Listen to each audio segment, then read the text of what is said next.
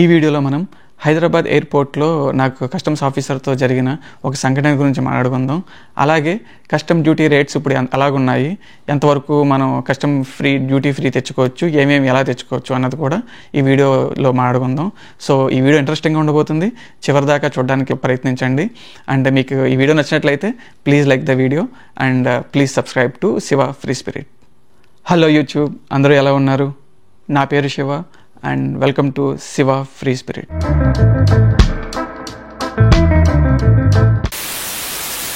October 5న Chicago నుంచి హైదరాబాద్కి నేను అబుదాబి మీదుగా ప్రయాణించడం జరిగింది. ఆ టైంలో హైదరాబాద్ రీచ్ అయ్యాక కస్టమ్స్ ఆఫీసర్ స్కానింగ్లో నా దగ్గర ఉన్న 2 ఫోన్లు వాళ్ళు చూసి నా పాస్పోర్ట్ తీసుకుని నన్ను వెయిట్ చేయమని అన్నారు.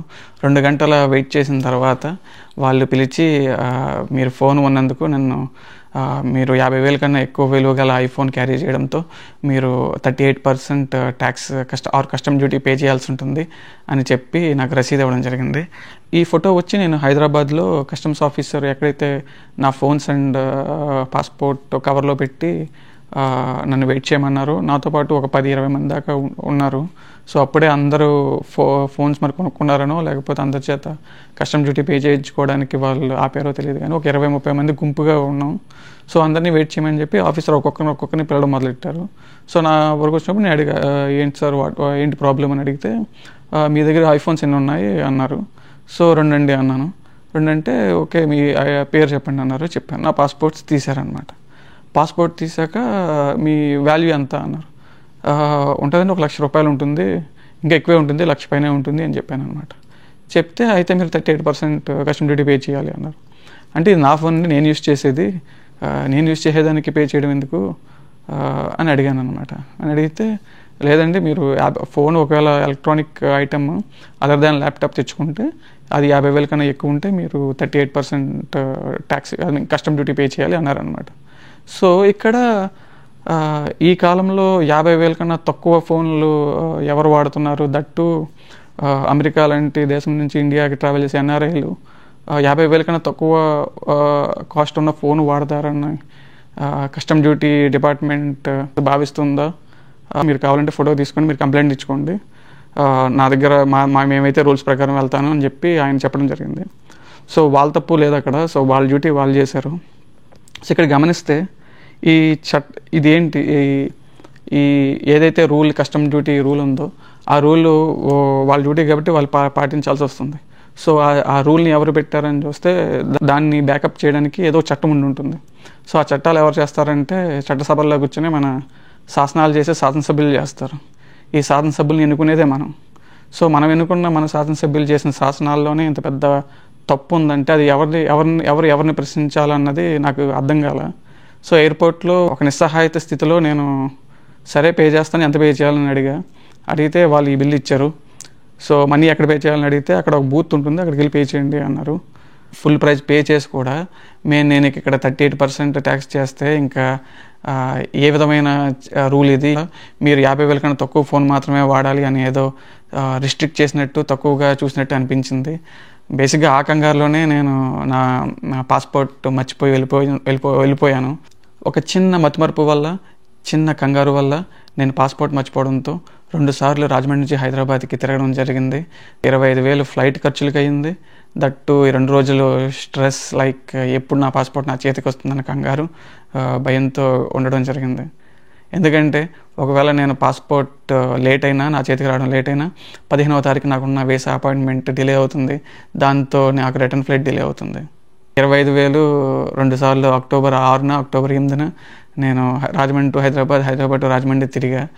సో అక్టోబర్ 6న నేను పాస్పోర్ట్ కలెక్ట్ చేసుకోవడానికి వచ్చినప్పుడు ఎవరి దగ్గర అయితే నా పాస్పోర్ట్స్ ఉన్నాయో ఆ రోజు, ఏ రోజు అయితే నేను కస్టమ్ డ్యూటీ పే చేసినప్పుడు ఆఫీసర్ ఉన్నారో అతని దగ్గర నా పాస్పోర్ట్స్ ఉన్నాయంట.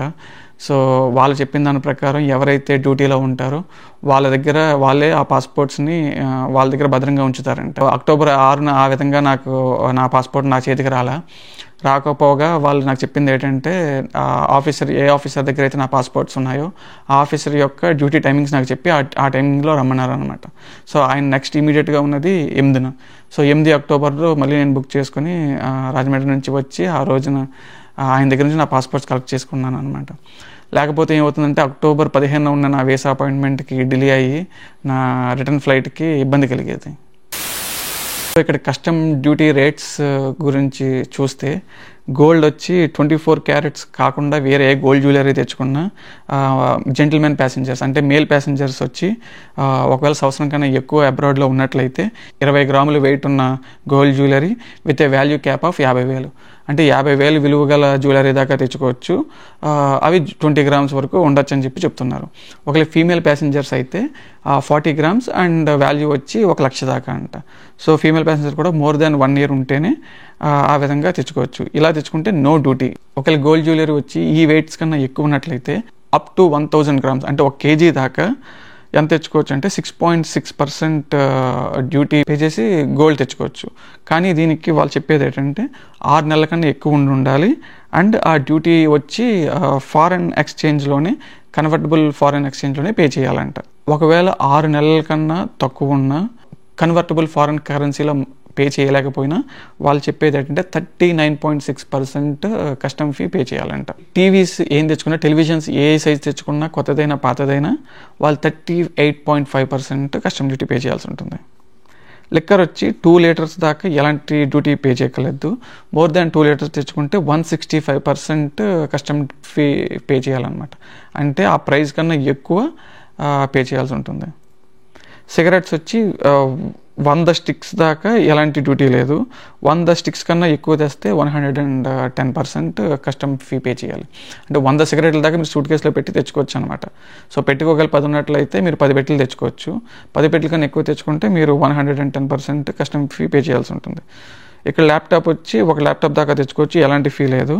ల్యాప్టాప్ కాకుండా ఎలాంటి ఎలక్ట్రానిక్ గ్యాడ్జెట్స్ తెచ్చుకున్నా ఫోన్ కానీ, ఐఫోన్ కానీ, ఐప్యాడ్ కానీ, ల్యాప్టాప్ వేరే ఒక ల్యాప్టాప్ అన్న వేరే ల్యాప్టాప్ కానీ, స్మార్ట్ వాచెస్ కానీ తెచ్చుకుంటే ఆ వాల్యూ వచ్చి అన్నీ కలిపి 50,000 ఉండాలంట. అలా ఉంటే ఏ డ్యూటీ లేదు. ఒకవేళ 50,000 కన్నా ఎక్కువ ఉంటే 38.5% పే చేయాలంట.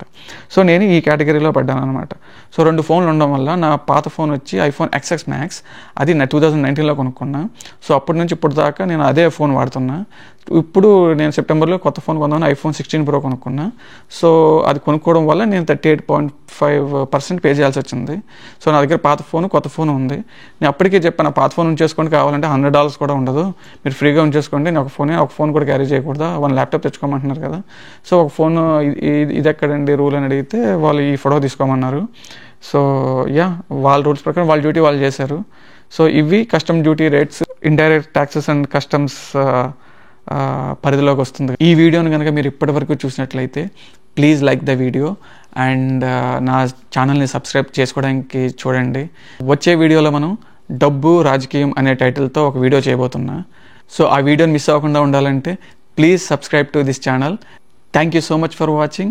I will see you all in the next video.